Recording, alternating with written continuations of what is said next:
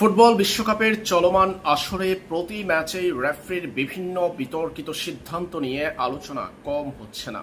সবশেষ গতরাতে আর্জেন্টিনা মিশরের মধ্যকার ম্যাচে রেফারির মাঠে বিভিন্ন বিতর্কিত সিদ্ধান্ত নিয়ে মিশরের অসন্তুষ্টির কথা ফিফাকে জানিয়েছে।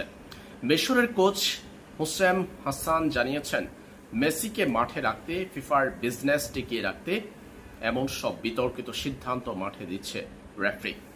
এদিকে 2026 ফুটবল বিশ্বকাপের রাউন্ড অফ 16 পর্যন্ত ম্যাচগুলো পর্যালোচনা করলে বোঝা যাবে রেফারি মাঠে কোন দলকে সবচেয়ে বেশি সুবিধা দিয়েছে। ব্রাজিল রাউন্ড অফ 16 থেকে বিদায় নিয়েছে। ব্রাজিল গ্রুপ পর্ব থেকে রাউন্ড অফ 16 পর্যন্ত প্রতিপক্ষকে 58 বার ফাউল করেছে, যেখানে 8টা হলুদ কার্ড দেখেছিল। ব্রাজিলের পর্ব শেষ রাউন্ড অফ 16-এ। 2026 ফুটবল বিশ্বকাপের রাউন্ড অফ 16 পর্যন্ত ইংল্যান্ডকে প্রতি 60টা ফাউলে রেফারি কার্ড দেখিয়েছে, হলুদ কার্ড দেখিয়েছে একটা, অর্থাৎ প্রত্যেক 7 ফাউলের বিপরীতে একটা হলুদ কার্ড দেখিয়েছে রেফারি। মরক্কোকে 9.8টা ফাউলের বিপরীতে একটা হলুদ কার্ড দেখিয়েছে রেফারি। বেলজিয়ামকে 10টা ফাউলের বিপরীতে একটা হলুদ কার্ড দেখিয়েছে রেফারি। 11.5টা ফাউলের বিপরীতে সুইজারল্যান্ডকে একটা হলুদ কার্ড দেখিয়েছে রেফারি। ফ্রান্সকে 12.2টা ফাউলের বিপরীতে একটা হলুদ কার্ড দেখিয়েছে রেফারি।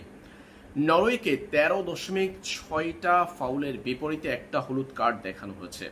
স্পেনকে 17.5টা ফাউলের বিপরীতে দেখানো হয়েছে একটা হলুদ কার্ড। এবারের বিশ্বকাপে সবচেয়ে বেশি ফাউল করার পরেও আর্জেন্টিনাকে সবচেয়ে কম হলুদ কার্ড দেখিয়েছে রেফারি। 22টা ফাউলের বিপরীতে একটা করে আর্জেন্টিনাকে দেখানো হয়েছে হলুদ কার্ড, অর্থাৎ মেসিদের প্রতি 22টা ফাউলে তাদের একজন ফুটবলার দেখেছেন হলুদ কার্ড। 22 বার প্রতিপক্ষকে আর্জেন্টিনা ফাউল করার পর একবার রেফারি তাদেরকে হলুদ কার্ড দেখিয়েছে। সব মিলিয়ে আর্জেন্টিনা 59টা ফাউল করেছে এবারের বিশ্বকাপে রাউন্ড অফ 16 এর ম্যাচ পর্যন্ত, আর এখানে আর্জেন্টিনা দেখেছে কেবল 3টা হলুদ কার্ড। এই জায়গাতে আর্জেন্টিনাকে বাড়তি কিছু সুবিধা তো দিয়েছেই রেফারি। এজন্য মিশরের পরাজয়ের পর আর্জেন্টিনাকে রেফারি এবং ফিফার পক্ষ থেকে বাড়তি সুবিধা দেওয়া নিয়ে সমালোচনা করেছেন মিশরের কোচ হুসেম হাসান জানিয়েছেন, ফিফার বিজনেস টিকিয়ে রাখতে মেসিকে মাঠে রাখতে এমন সব সিদ্ধান্ত দেওয়া হয়েছে।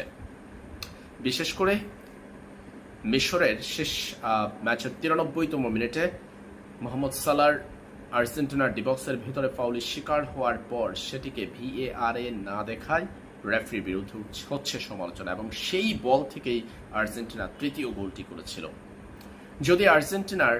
যদি মিশরের গোল হওয়ার পর পিছনে কি ঘটেছিল সেটা VAR-এ দেখা যায়, তাহলে আর্জেন্টিনার গোলের পরেও মোহাম্মদ সালাহকে যেভাবে ফাউল করা হয়েছিল গোলের আগ মুহূর্তে, সেটা দেখা উচিত ছিল রেফারির।